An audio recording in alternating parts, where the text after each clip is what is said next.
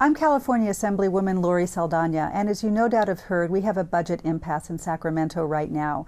We also have a statewide unemployment rate of over 9%, and because of the budget roadblock, over 40 Caltrans transportation projects have shut down. What all this means is that people are hurting, the people who work for California, and we need your help to get the budget back on track. We need a budget that is fair for our schools, for education, for health care, and for small businesses. And what you can do is call the governor and ask him to work with his party. We need votes, just a few votes, to get this budget passed and take full advantage of the federal stimulus package. Please contact the governor, let him know your concerns, and help us move this budget forward. Californians are counting on the money to pay for our schools, to pay for our health care, and to keep our transportation projects moving forward. I look forward to your comments. We need your help. Please contact the governor and help us reach an agreement on the budget.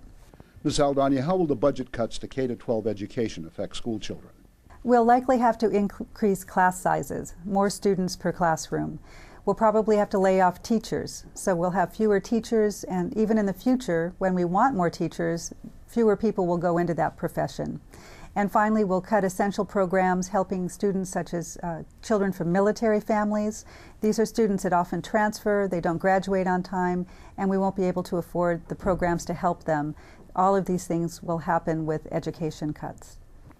How will the budget cuts to health and human services be affected? Every time we make budget cutbacks, we affect health care for seniors, in-home support services for seniors who want to live in their homes but need daily assistance. We've had actually people dying from lack of care in prior budget cutbacks.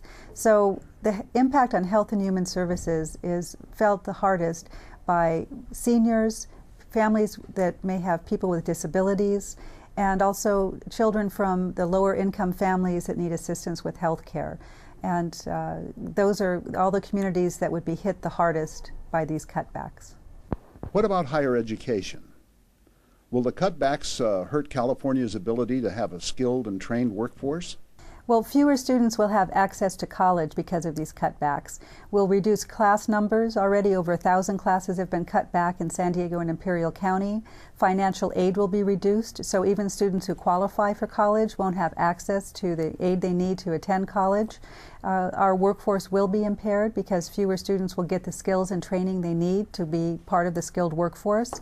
So all of these things will impact the number of students going to college, the type of classes they're able to take, and it will have a serious impact on our business climate.